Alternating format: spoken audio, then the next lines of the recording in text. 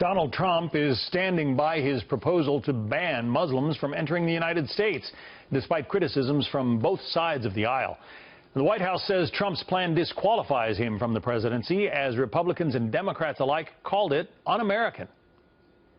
What was proposed yesterday is not what this party stands for, and more importantly, it's not what this country stands for. This is both a shameless and a dangerous idea. Rhetoric can inflame the Islamic world.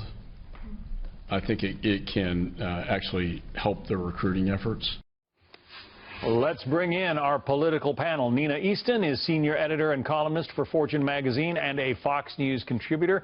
Jamie Weinstein is a senior editor for the Daily Caller. Despite these pronouncements from Donald Trump, Jamie, he sits atop the Republican polls and seems to have even gained a few points of late. How do you explain that?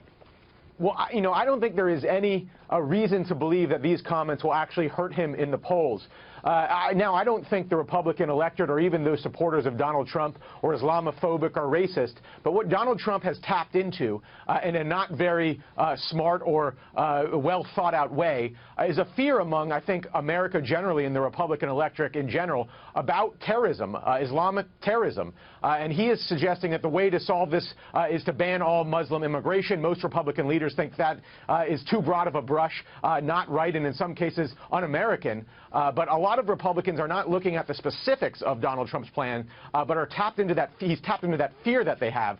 So they're going to rally around someone who's kind of talking like this, even if he's talking about it in a way that is not helpful to the situation. We're showing on screen the latest CNN WMUR poll out of New Hampshire, Nina. 32% for Donald Trump. The next closest competitor is Marco Rubio at 14%. If he can take New Hampshire and maybe a couple of the other early states, does he become the unstoppable force in the Republican Party? Very possibly. I mean, this is really key, John, because, you know, he's been topping the national polls, of course, for some months. But when he's topping early states, and he's doing those incredible numbers in New Hampshire. He's also strong in places like South Carolina and Nevada. I mean, he could take off like a jet engine. Iowa might be a little different because it's a caucus state, and he does best among sort of GOP leaners, not necessarily the GOP core who would show up to those caucuses. So it's possible he doesn't win Iowa.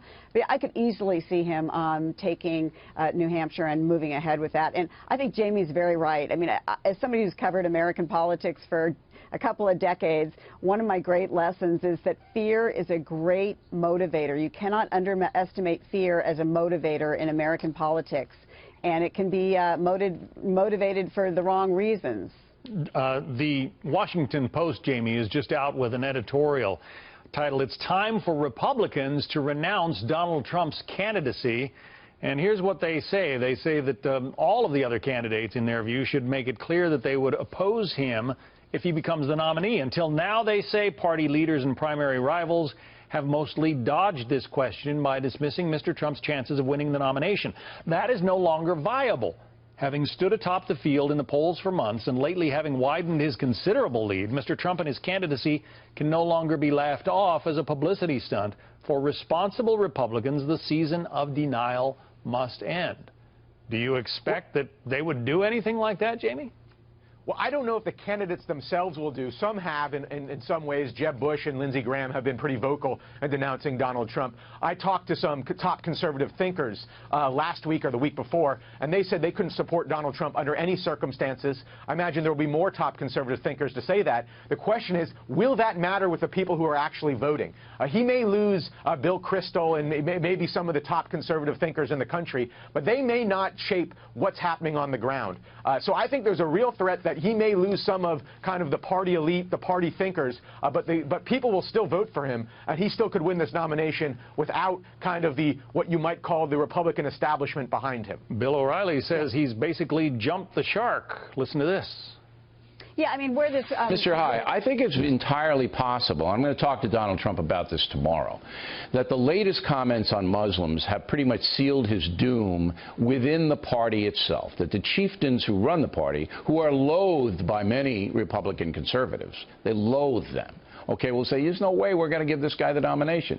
And he's not going to win enough delegates outright.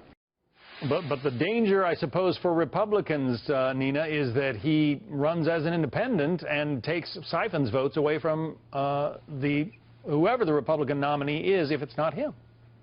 Yeah, here's the thing. He doesn't need to leave the party. And, you know, it's that editorial is wrong in saying that party chieftains need to haven't attacked him, because they have. They've been condemning him since the summer with his comments about Mexican immigrants, with his comments about John McCain not being a real war hero. I mean, he's been attacked, maybe not in a sustained way on air with money behind it. That hasn't happened. But people have come out who are elderly chieftains of the party, I shouldn't say elderly, but top leaders in the party, and condemned what he said all along, and it hasn't made a difference. He keeps growing in support.